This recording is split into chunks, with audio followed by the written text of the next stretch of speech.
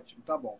Então, só para fazer uma abertura, a gente vai falar aqui sobre traumas emocionais, como que a emoção pode impactar na alimentação, nas alergias emocionais, nos hábitos alimentares, enfim, tudo que isso pode envolver e desencadear na vida do adulto, do adolescente, né? E essas ligações que podem acontecer, né?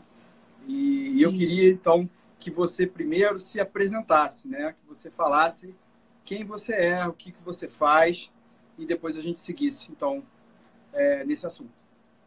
Tá joia. Bom, boa noite, gente. Eu sou Carolina, eu sou nutricionista, tá? Sou aqui do estado de São Paulo. Me formei na turma do Dani em hipnoterapia, né? Então, além de nutricionista, também sou hipnoterapeuta. E depois do curso de hipnoterapia, eu decidi fazer uma pós em psicologia clínica para poder casar, né, Dani? Que eu acho que é super importante isso. Justamente na parte comportamental, que tem tudo a ver com a nutrição, né? E também sou mestre em ciências nutricionais, em estudos na área da obesidade. O Dani sabe o motivo, né? A gente pode falar um pouquinho disso aqui. Isso, Eu acho até muito interessante a gente conseguir passar um pouco também da tua experiência, né? A experiência que Sim. você teve, né? Com trauma emocional, né? Enfim, a tua própria experiência, vivência na nutrição e na hipnoterapia, no que você achou relacionado a algum evento, né? E o que isso desencadeou, né, Carol? Enfim. Sim, olha, minha história foi meio longa. Depois da terapia que você presenciou, ainda fiz uma autoterapia aqui, né? Eu acho que essa parte eu não falei no nosso grupo, mas para quem não sabe, bom, eu busquei a nutrição e depois busquei o mestrado em obesidade justamente para resolver um problema meu, né? Que me incomodava muito, meu não familiar, né? Eu sempre sofri com ganho de peso, sempre não, foi depois, a partir dos 12 anos, mais ou menos, de 11 para 12 anos. Até então eu era bem magrinha, meu pai me chamava de caveirinha, quando eu era menor. E eu comecei a ganhar peso com 15 a 16 anos, junto nessa fase eu tive uma depressão, né, que veio se arrastando até os 35 anos. Só que eu comecei a tratar, Dani, com endócrino, a parte física, e não tratei emocional. Deixei de lado. Não preciso nem dizer o que aconteceu, né? Eu tive transtorno alimentar, né, na época. Tive algumas fases de compulsão alimentar. E depois eu tive fases... Eu não vou dizer que era anorexia, porque eu não tive a menorreia associada e é um dos critérios, né? Mas seria um transtorno bem semelhante à anorexia. Eu comia 400, 600 calorias por dia, né? Isso foi durante a minha graduação em nutrição. E eu nunca estava contente. Eu nunca estava contente. Sempre estava enorme, sempre estava... Eu me via, eu olhava pessoas na rua, eu falava, meu Deus, eu tô igual aquela pessoa. E as minhas colegas falavam assim, você tá ficando louca? Você não tá desse jeito. Então, assim, a gente realmente sai fora, né? A gente não consegue ter a percepção real da realidade, né? Isso é uma coisa muito comum que a gente vê nas pessoas que têm transtorno. Bom, mantive um peso saudável grande parte da minha vida, mas todas as vezes que eu tinha crise de depressão, eu voltava a ganhar peso, né? E junto eu tive vários problemas de alergia alimentar, né? Que foi diagnosticado como doença celíaca. Você lembra, né? Que estava toda restrita na hora de comer lá no curso. Tinha muitas crises de vômito, enxaqueca, diarreias, tive alguns problemas de inflamação grave de estômago e intestino, vivia dependente de medicação. E depois que eu fiz a hipno, Dani, minha vida mudou muito, muito mesmo. Assim, em termos de qualidade de vida. Tá? Por quê? A minha alergia alimentar, ela melhorou, assim, ela entrou em remissão, a doença celíaca entrou em remissão total. Eu até passei a comer glúten depois disso para fazer um teste, comi por vários meses sem ter nenhum sintoma, tá? Não tive mais enxaqueca, passei um ano sem ter enxaqueca, um ano inteirinho, sem ter nenhuma crise. E a questão do peso, aí que vai pegar um pouquinho. Porque depois do curso, eu segui ali na dieta, né? Firme e forte, correndo, fazendo exercício, mas eu cheguei no estágio que eu empaquei, né? Eu já tinha perdido também mais de 10 quilos, né? Agora, no total, já foi uns 15, ainda tem mais pela frente, ainda não estou satisfeita. É porque, assim, eu quero voltar, assim, para um peso que eu já tive, poucos anos atrás, até uns 7 anos atrás. Então, não é nada, assim, fora da realidade, né? Isso é uma coisa que a gente tem que tomar cuidado nos pacientes também, com a expectativa, né? Mas, o que aconteceu? Eu entrei no estado de adaptação metabólica e aí meus hormônios começaram a despencar, sabe? Aí foi o T4, testosterona, começou a cair tudo. E agora eu estou revertendo isso, fazendo tratamento de reposição, né? Como eu sempre falo para os meus pacientes, a hipnoterapia é excelente. Se for parar para analisar, Dani, tem 2 anos que eu estou tentando emagrecer, entre altos e baixos. Vai, estaciona. E se não fosse a hipno, eu já teria chutado o balde, já teria desistido. Porque, assim, realmente foi muito difícil esse 1 ano pós-terapia, que eu não conseguia sair do lugar até eu descobrir as alterações hormonais. E o que me manteve ali no gás, treinando, fazendo dieta, firme e forte, foi a hipno, sem dúvida nenhuma. Tá. Bom, Ela agora as causas, não sei se você quer que eu fale. Exatamente, o condicionamento. Hoje eu não consigo mais ficar sem ir para academia. Tá? E eu ancorei algumas músicas com um exercício que me dá um bem-estar tão grande, sabe? Uma sensação prazerosa enquanto eu estou correndo, que assim, eu não fico sem. Virou vício mesmo. Uhum. Tá. Então, assim, eu vou te fazer uma primeira pergunta, que tem a ver com o tema, né? Como é que você acha, então, que o trauma emocional ele pode mudar os hábitos alimentares? Como é que existe esse Nossa. De várias formas. Eu vou falar do meu caso, que é a autoterapia que você não estava presente. A parte que você estava presente foi para depressão, né? E ansiedade, que auxiliou também na alergia. Depois eu fui buscar outras causas, porque como não estava ainda meio saindo do lugar na questão do peso, eu fui buscar outras causas emocionais. E aí eu encontrei, né? Quem procura acha. O que eu lembrei? Aos 10 anos, 9, 10 anos de idade, isso é uma coisa que eu não me recordava. Eu tinha hábito, desde pequena, de beliscar. Eu comia muito pouco, tá? E minha mãe achava muito ruim isso. Ela me dava comida enquanto eu dormia, aquelas coisas de mãe, né? Socava mamadeira e tal.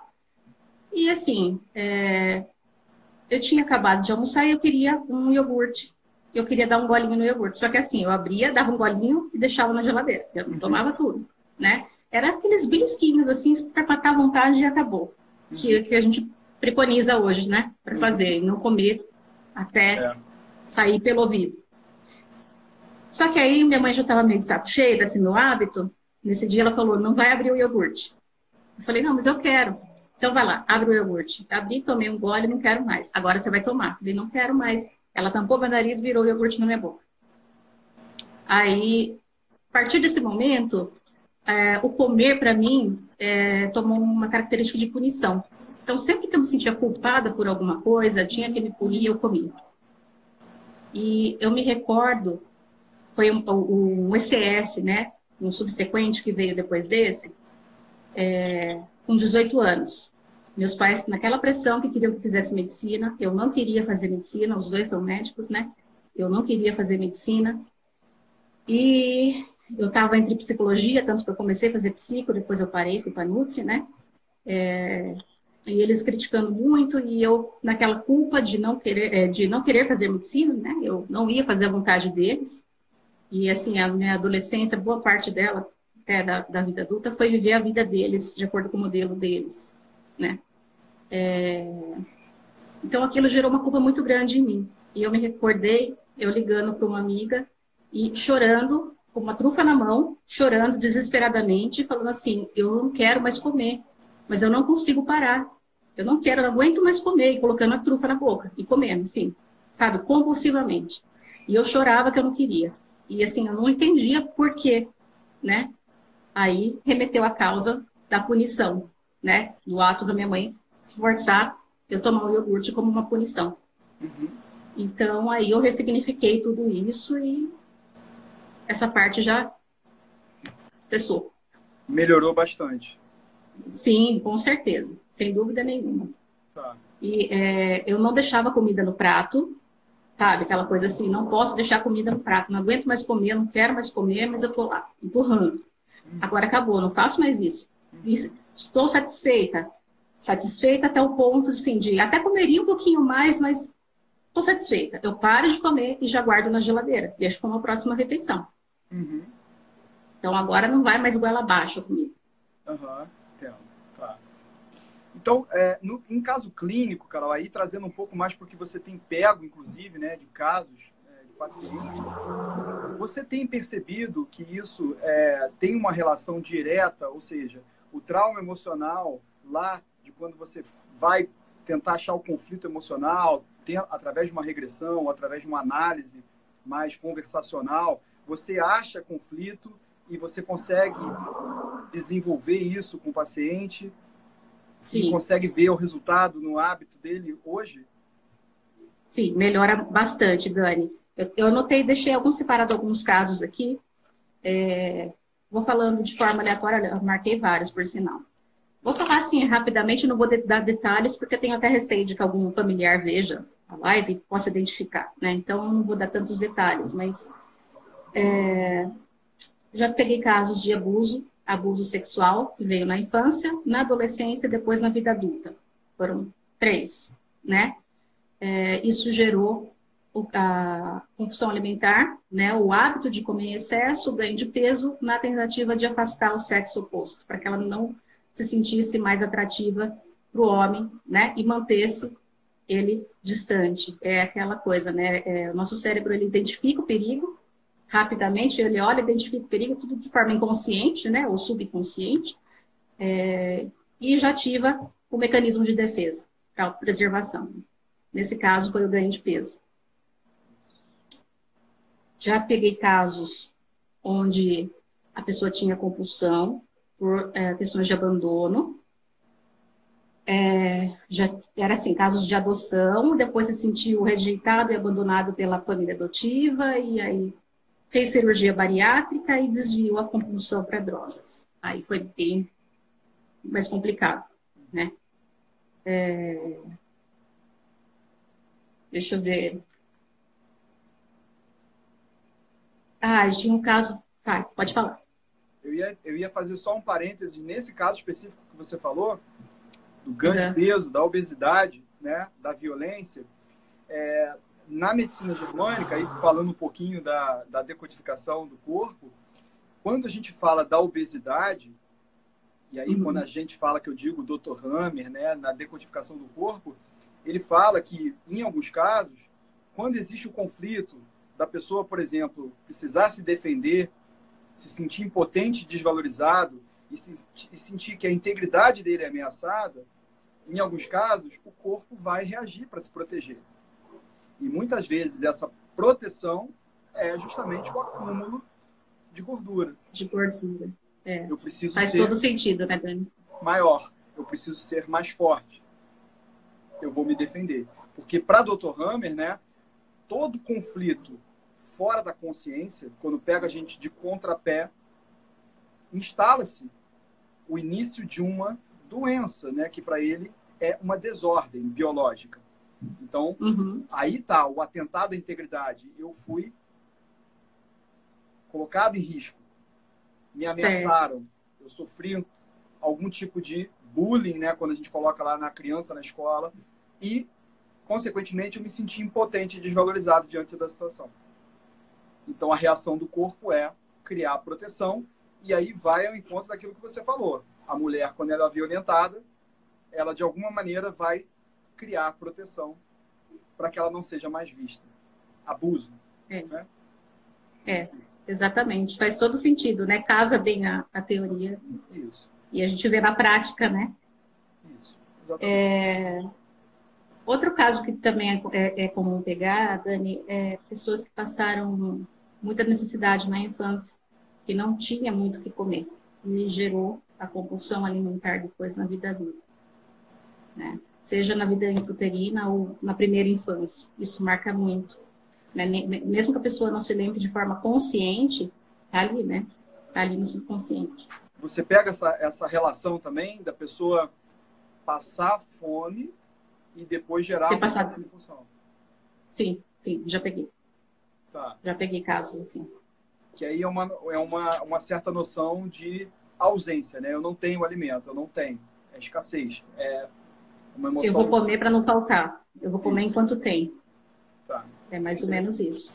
Tá. E aí, Carol, na tua clínica, né, no teu atendimento, depois da tua avaliação, você normalmente conduz a regressão, você conduz ao processo de hipnoterapia? Como é que você tem feito hoje? Sim, então.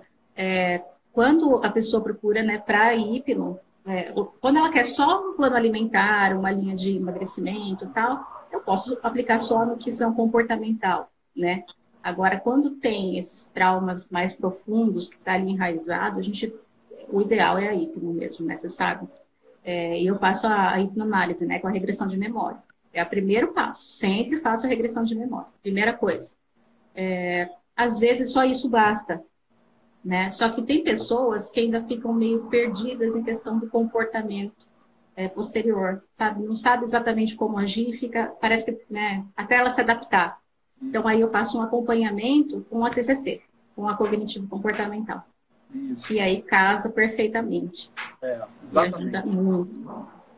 Agora, só de uma forma resumida, fala um pouquinho o que é essa regressão de memória, só para a gente poder deixar um pouco claro para quem não conhece o assunto. Certo. O pessoal acha que, às vezes, pensa que é regressão de vidas passadas, uma coisa assim, né? Tá. Fica meio confuso. Sempre que existe algum trauma emocional, a gente parte do princípio de que isso está na infância dessa pessoa, né? Então, a gente faz a indução da hipnose e faz a regressão pela emoção. Então, qual é a emoção da pessoa? Eu sinto muita angústia e vou comer. Então, a gente busca, traz a emoção. E é engraçado, Dani, que a grande parte dos meus pacientes manifestam essa emoção como náusea, chegam a quase vomitar, realmente, lá no consultório. Não sei se isso é comum com você também. Mas são vários mesmo que traz essa emoção dessa forma. E a gente regride. Então, eu quero que vá para a primeira vez que você sentiu essa emoção. E aí, o subconsciente leva a pessoa para infância, às vezes até vida intrauterina, né? Algum trauma que passou durante a gestação, né? Dentro do útero da mãe. Agora, só um parênteses, Carol. Por que volta a vida intrauterina? Hoje, né? Aí só a gente fazendo esse parênteses. Não é algo místico, não é algo sobrenatural, holístico. É porque a gente consegue hoje, né? Se a gente pega a mãe e coloca dentro de uma ressonância magnética, a gente vai ver que a ativação cerebral da mãe e do bebê, elas estão quase ativando a mesma região do cérebro. Então, gente, a gente consegue ver que hoje a mãe não passa só alimentação através do cordão umbilical, ela passa a emoção, o sentimento que ela está sentindo. Então, é por isso que quando a gente faz uma regressão por emoção em qualquer pessoa, ela volta para o ventre, ela volta para a barriga. Porque ela viveu aquela emoção que a mãe passou muitas vezes. A mãe, então, viveu uma separação, ela viveu um medo de morte, porque ela foi assaltada, ou viveu qualquer coisa, ela passou para você, enquanto você estava na barriga dela. E é por isso que quando a gente faz uma regressão, muitas pessoas voltam para a barriga. E você vive aquela emoção com muita intensidade. E por isso não sabe por quê, né? Isso. Tem gente que chega e fala assim, eu sinto tristeza, mas eu não sei o motivo, eu não sei por quê. Foi mais ou menos o que aconteceu comigo. Você lembra, Dani? O Dr. Carlos falava, o que você está sentindo? Não sei, eu não sabia identificar, simplesmente não sabia identificar. Era um sentimento ruim, ponto. E aí só com a regressão que a gente consegue chegar, né? Exato. Por quê? Porque é uma memória tão antiga, está tão encapsulada no teu cérebro que você não tem ela tão fácil, ela não vem com tanta facilidade. Mas quando a gente volta com esse estado de hipnose, que é um estado que todo mundo tem, não é uma mágica, não é um superpoder, não é ninguém que coloca em você estado, não. Você se conduz, você se coloca. Então, você se permite. E a gente vai até essa memória que está em você. E você consegue fazer um expurgo desse trauma, dessa emoção ruim que está em você durante tantos anos. E por isso que muitas vezes você cresce com essa doença inexplicável. Porque você, no feto, lá você na barriga, você teve esse trauma, você teve essa emoção imputada dentro de você. E você passou anos e anos crescendo, se desenvolvendo com ela, isso, né? com o trauma. E só uma outra observação, Carol. A gente fica a vida inteira tentando fazer o cérebro a consolidação da memória no córtex. Enquanto há um trauma, hoje a gente também sabe que a gente não consegue fazer. Então, uma memória boa, uma memória saudável, ela é consolidada no nosso córtex de forma positiva, ok? Ela está feita. Então, por isso que você tem memórias boas e memórias neutras. Até de eventos ruins. Você pode ter sofrido um acidente de carro, que é um evento ruim, mas você pode ter uma memória neutra. Não ter trauma, sim. Você resolveu, passou. Agora, quando Sim. você tem uma lembrança de um evento ruim que te causa muita dor, isso é um trauma. Então, o que o teu cérebro está tentando fazer? Tentando consolidar essa memória no teu córtex e não está conseguindo. E esse não conseguir é doença. É depressão, é ansiedade, Exatamente. é doença autoimune, é diabetes, é o que for. Porque é um movimento que o teu corpo está fazendo, dizendo que não estou dando conta. Sim. E isso pode ser desde lá de trás. Então, Sim. Desculpa toda essa observação, todo esse parênteses. Imagina, que é isso. É um bate-papo. A gente estava lá na regressão, né? Mas era exatamente isso, né? Isso. Então, né? A regressão, então, na verdade, tem esse objetivo, certo? Ou seja, voltar na memória. Né? Não é em vida passada, não é algo holístico. Não é isso. A gente vai regredir até a idade inicial, onde o trauma se iniciou, né? E ressignificar. É como você falou, fazer com que isso deixe de ser negativo para se tornar neutro, né? Dar um novo significado para que aquilo não afete mais a pessoa de forma negativa. E aí a gente consegue matar grande parte do problema. Dependendo do problema, a gente até resolve, né? Como foi o meu caso com as alergias alimentares. Eu entrei em remissão total. Isso. Aí, queria que você falasse também, a gente tocasse de novo nesse assunto específico. Alergias alimentares. Fala um pouquinho sobre isso. A origem das alergias alimentares. Para você, na sua opinião, hoje como profissional dessa área, quais são os principais fatores e origens das alergias alimentares? Olha, Dani, as alergias alimentares, elas estão muito relacionadas com o nosso sistema imunológico, né?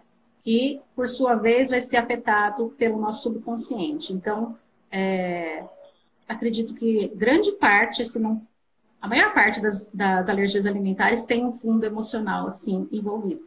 Não falei para você, mas não só as alergias alimentares, tá? Eu tive rinite a minha vida inteira, eu operei o nariz, né? Eu tinha o corneto, os dois, hipertrofiados, estavam desse tamanho, né? Enormes. Não respirava pelo nariz. Quase tive que operar esse ouvido já por conta de alergias. Era dependente de corticoides, eu não tomo mais nada. Tá? Então, eu vejo que as alergias, de modo geral, não só alimentar, mas alergias, né, de modo geral, têm um fundo emocional, sim, não tem nem o que questionar, né? Óbvio que se você pegar um fungo como a toxina, uma coisa assim, obviamente que pode dar alergia, né? Mas grande parte dos problemas são de origem emocional. Você, Carol, chegou lá em São Paulo, né, quando a gente fez a formação, para quem entrou depois, eu e a Carol, a gente teve um contato, né? A gente se conheceu na formação de hipnoterapia da Omni, né? Há 2 anos atrás, arredondando aí o tempo. Então, quando a gente se conheceu, a Carol era celíaca. Não sei se o termo que se usa é esse, né? Direto, assim, né? Mas ela tinha uma alergia grave, né, Carol? Sim. Você era sensível, né? Sim, eu tive já uma hiperplasia linfóide, que chama no estômago, que algumas pessoas acabam desenvolvendo câncer, né? A partir da hiperplasia, linfoma gástrico. Isso é devido à alergia ao glúten. Isso. No meu caso, né? No teu caso, Isso. E depois você passou pelo processo, né, de hipnoterapia na nossa formação e depois você teve uma certa reação positiva, né? Totalmente positivo. Pois é. Fala só um pouquinho sobre como é que foi essa tua experiência da hipnoterapia e depois do seu teste, né? Como é que você fez isso? Olha, Dani, eu estava meio receosa, sabe? Eu não sei se você percebeu, mas eu cheguei no curso com o pé atrás com a hipnoterapia. Eu fui para ver, sabe, para ver qual é que era. Eu sempre fui, acho que por ter tá no meio acadêmico, né? Pesquisa científica, eu sei, ficava meio com o pé atrás. Será que esse negócio é real? Será que é charlatanismo? Qual é que era esse negócio? Então eu já fui com o pé atrás. E foi uma surpresa muito grande para mim depois que eu passei pelo processo. E foi totalmente inesperado, né? Foi no segundo dia, acho, né? Já que eu passei pelo processo. O negócio estava bem sufocado, bem preso aqui, já estava aguentando, explodindo já, né? E eu, lá no curso mesmo, passando mal, aquele dia mesmo tinha ido para o banheiro vomitar, depois do almoço, porque tudo que eu... Gente, eu passei um ano inteirinho, sabe o que é um ano inteirinho vomitando todos os dias? O máximo de trégua que dava era 2 dias, assim, de intervalo, mas praticamente todos os dias vomitando, até descobrir, né, que era o glúten, e retirar o glúten. Ainda assim, demorou um tempinho até entrar, só entrei em remissão, na verdade, depois que eu fiz a terapia, né? E lá, mesmo uns 2 dias depois, não sei se você lembra, eu falei para você, eu vou comer um pãozinho. Você falou, não sei se convém. Eu falei, vou testar. Aí eu comi um pãozinho, não fez nada. E depois eu voltei, e engraçado, eu tinha muito, sabe aquele racho cutâneo, aquele vermelhidão no rosto, assim, e ficava muito inchado, com o rosto muito inchado. Quando eu cheguei, a primeira coisa que a minha mãe falou, e minha mãe é médica, ela é muito cética, ela estava me olhando torto com a hipnose, né? Hoje ela recomenda para todo mundo.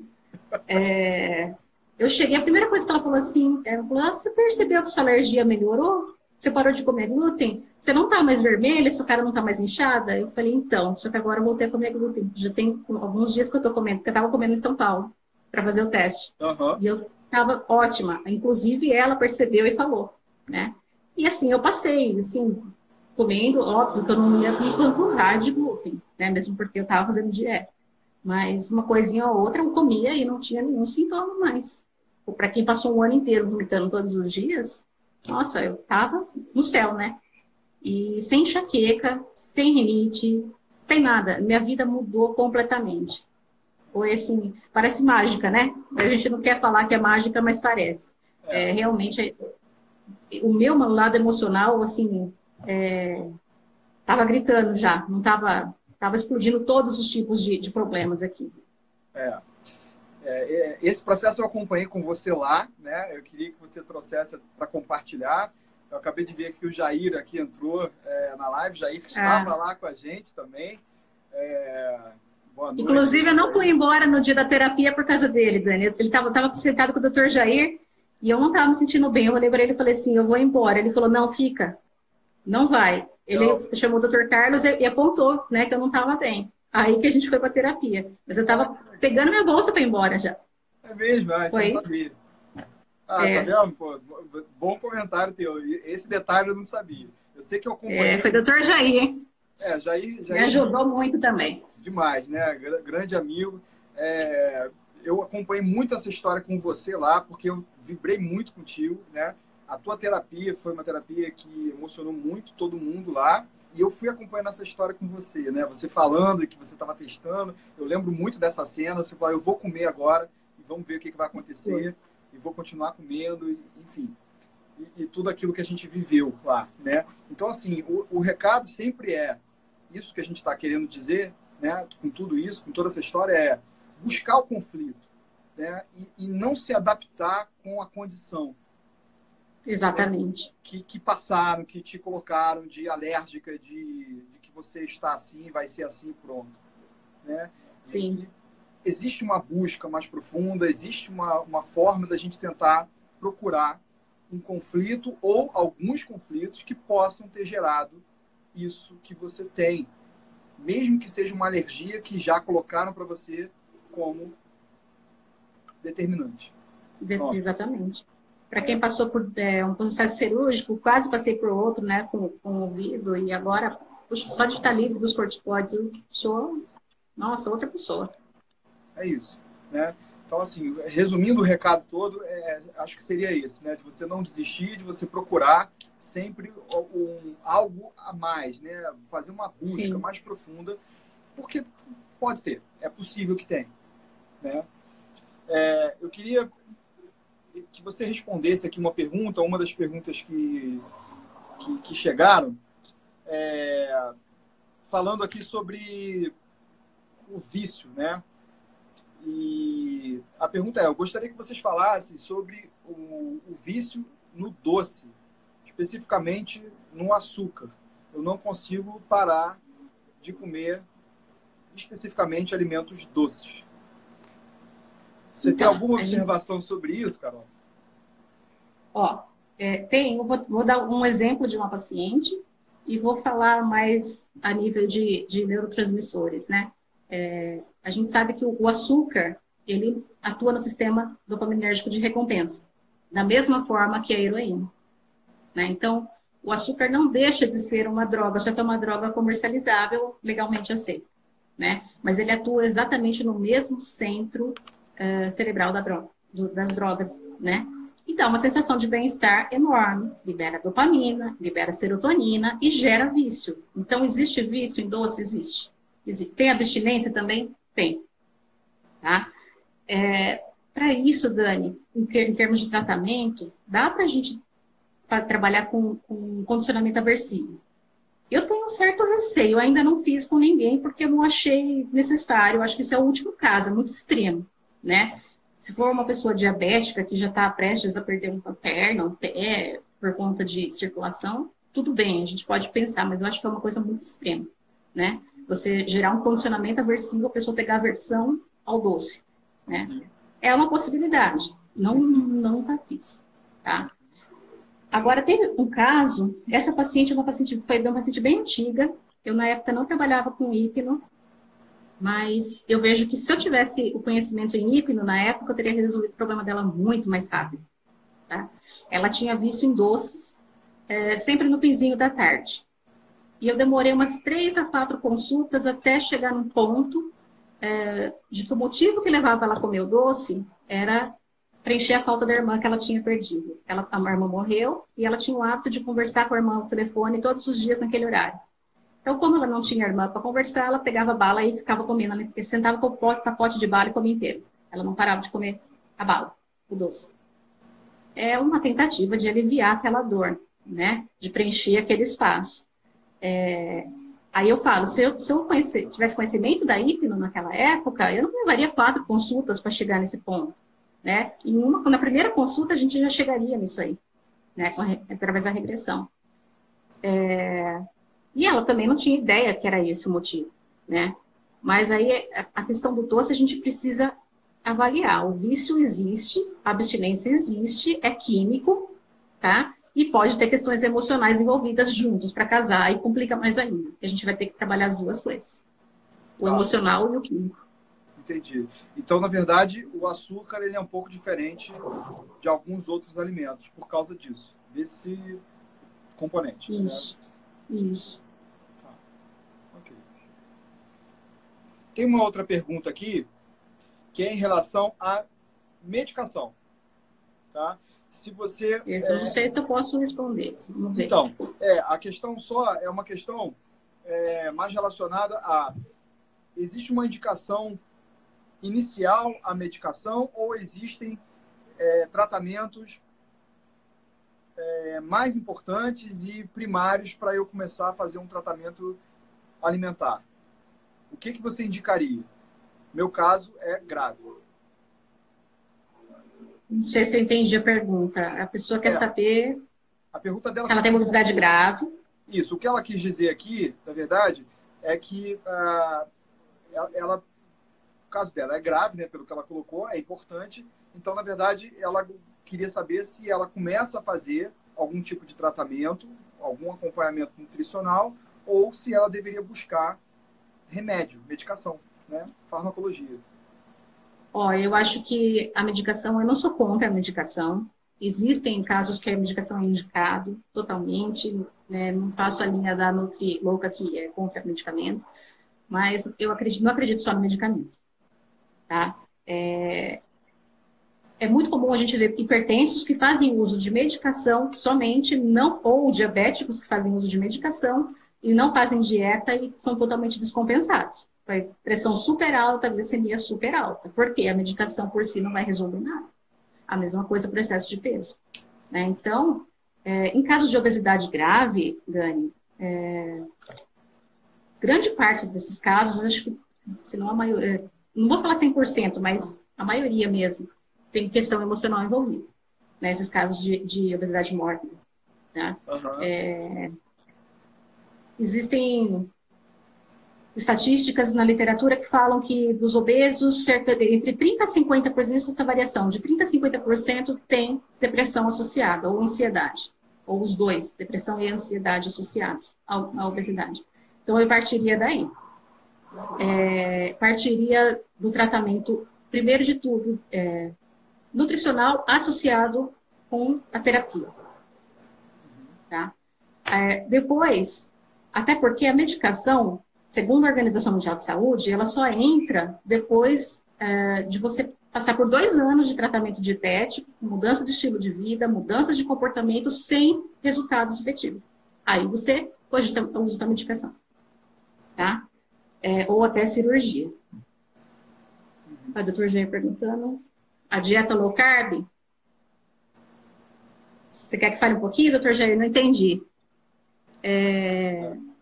Então, eu partiria daí, Dani, da alimentação, fazer um check-up primeiro, né, metabólico, avaliar todos os hormônios, não só hormônios, mas colesterol, triglicerídeos, ver o fígado, como tá, fazer uma avaliação mesmo, né, um check-up geral, e partir da alimentação associada à terapia.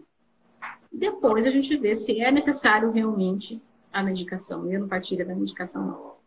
Tá, beleza. Deixa eu esperar o Jair responder. Isso, olha lá, ele confirmou. Sua experiência com a dieta low carb, é isso? Então, doutor Jair, não é fácil fazer low carb. Mas eu já me adaptei. Eu fiquei muito tempo, né, sem comer glúten, então eu fiz muito tempo de restrição de carboidratos, né? Então, para mim, hoje isso já se tornou meio rotineiro. É um tipo de alimentação que eu gosto. A base da low carb é vegetais, né? Ao contrário do que muita gente pensa que é proteína, não é. São os vegetais. E eu amo os vegetais, né? Vivo postando aí meus pratos gigantes de salada. Eu amo salada. Eu amo qualquer tipo de vegetal. Então, a base é essa. E aí a gente vai, né, acrescentar proteína e de carboidratos.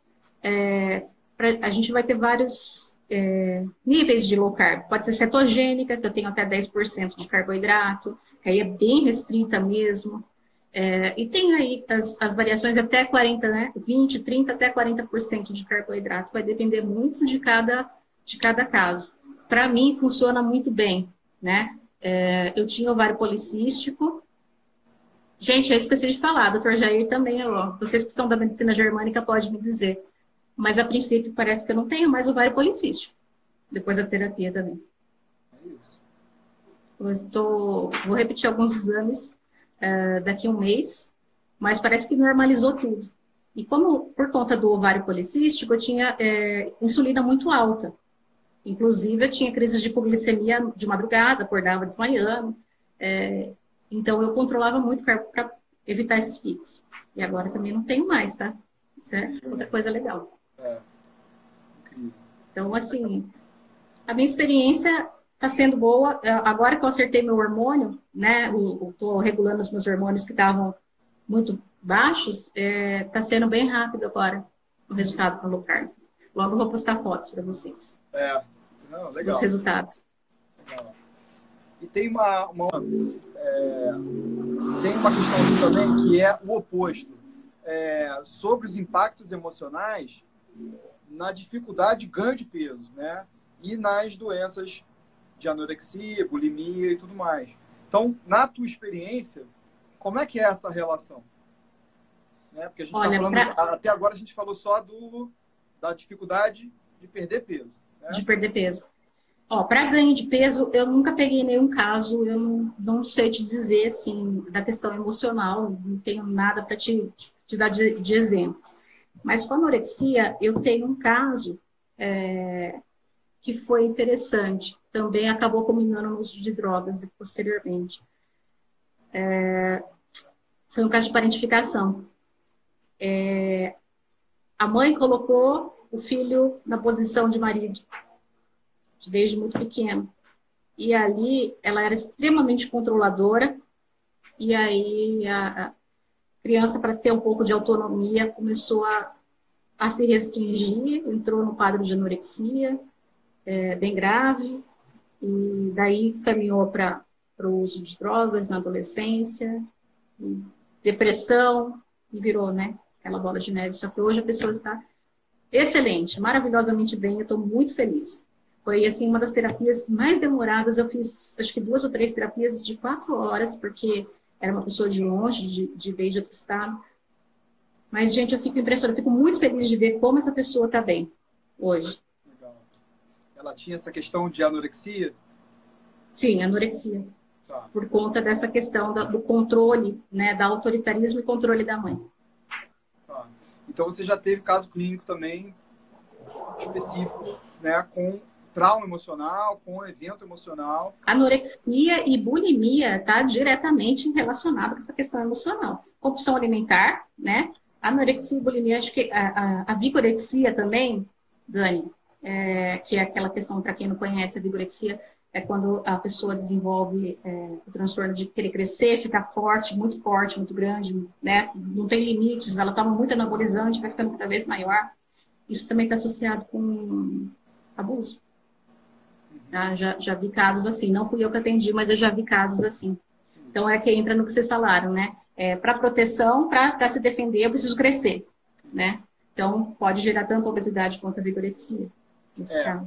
Esse caso específico que você está falando, eu já atendi também, né? Que aí a pessoa nem procura especificamente por causa de problema, né? Não, exatamente. Alimentar, nem por causa de a nada. Pessoa nem cogita que ela nem aceita que ela tem um problema, né? Esses casos são mais complicados, realmente. Porque a pessoa realmente ela não aceita. Exatamente. Né? Então, enfim, mas a gente acaba relacionando, né? E a questão toda que a gente está olhando aqui é um aspecto de saúde mental. É isso, né? É deixar a pessoa numa situação onde ela esteja melhor e depois ela vai ver o que ela tem, qual o comportamento que ela quer adotar. Se ela quer continuar se fortalecendo, tendo aquela imagem, né, ultra forte, enfim, e continuar fazendo isso ou não. Mas o que a gente está olhando aqui resolve o trauma, resolve o problema, resolve o abuso, que muitas vezes ela foi passando, foi deixando. Sim. E é muito comum isso, viu, Dani? Acontece muito comigo, da pessoa procurar por uma causa e na hora que a gente faz a regressão, vem um monte de emaranhado ali, de um problema relacionado com o outro, que casa tudo, e aí numa sessão a gente consegue abranger vários problemas que a pessoa tem. Isso, né? É verdade. Isso acontece muito, né? De correlacionar, ou então a pessoa nem achar que aquilo fazia mais efeito, enfim. Exatamente. Bastante, né? Carol, eu queria então que você falasse um pouquinho, né? Deixasse um pouquinho algum recado que você tenha, ou alguma mensagem que você tenha para deixar sobre isso, e deixasse também alguma mensagem de teu atendimento, aonde que você atualmente faz o teu trabalho, enfim, deixasse algumas considerações finais e também colocasse para a gente aqui aonde é que você está atuando atualmente, né? Eu estou atuando numa clínica em Salto, junto com uma psicóloga, inclusive alguns casos eu já encaminho para ela, porque tem casos que a pessoa ela resolve o problema, ali a gente resolve o problema na regressão, lá no evento, só que ela está num ambiente que continua tendo aqueles estímulos que podem, né, atrapalhar a pessoa. Eu já encaminho direto para ela, né, que é ela que vai fazer esse acompanhamento para a pessoa saber lidar com esse problema ali no dia a dia, né? Porque senão a hipnose não é milagre, isso é uma coisa que eu sempre falo. Isso é uma mensagem que eu quero deixar, Dani, para as pessoas que estão assistindo a gente. Hipnoterapia não faz milagre, porque eu vejo muita gente vendendo milagres por aí com hipnose e as pessoas chegam para mim achando que vai fazer uma sessão de hipnose e vai emagrecer, vai sair magra. ou em um mês vai estar magrinha e não é assim. Já peguei casos de pessoa fazer para relacionamento e achar que ia esquecer o ex depois de ter feito a regressão. Gente, não dá. Não existe milagre, né? É tudo uma questão de... A gente vai fazer uma reeducação da mente da pessoa, psicoeducação, né? Por isso que muitos dos casos, como eu não sou psicóloga, eu não posso fazer esse acompanhamento nesse nível da pessoa. Por isso que eu encaminho para a Regiane, que é a que trabalha comigo, tá? E eu atendo em Sorocaba também, na Biosul, que é uma clínica de estética, é voltado mais para a questão da estética, né? Legal. E aí, o que eu deixo de mensagem também, Dani, assim, para quem está aí sofrendo, tá com uma angústia, não sabe de onde vem, não sabe o que é, não sabe por quê, de repente bate aquela tristeza, busca hipnoterapia. Porque eu estava assim, e foi assim, a luz no fim do túnel para mim, realmente, né? Eu resolvi, quantos problemas eu falei, olha, eu não tenho mais bruxismo, eu não tive mais enxaqueca, eu entrei em remissão da minha alergia alimentar, a minha rinite sumiu. Então, assim, realmente eu matei um monte de problema naquela sessão que a gente fez lá no curso, né? Não é milagroso, mas melhora muito a qualidade de vida das pessoas, sem dúvida nenhuma. Não é milagroso, mas na tua vida fez alguns milagrinhos, né? Fez muitos milagrinhos. É verdade. É até contraditório falar isso, né? Não é milagre, mas sim, fez muito efeito para mim. Só que aí a gente tem que ver, tem muitas doenças que são multifatoriais, tem outras causas envolvidas, né? Claro. Vamos falar em cura de câncer e coisa assim. Pode até acontecer, mas eu não vou, né? Não dá pra gente já entrar nessas questões mais, buraco mais embaixo. Lógico. Carol, então a gente vai voltar, né? A gente vai marcar novas conversas aqui pra gente fazer. Essa foi a primeira, né? A gente já tá começando a engatilhar novas datas. Eu comecei a fazer atendimento em São Paulo também, então de repente a gente consegue fazer, viu, né?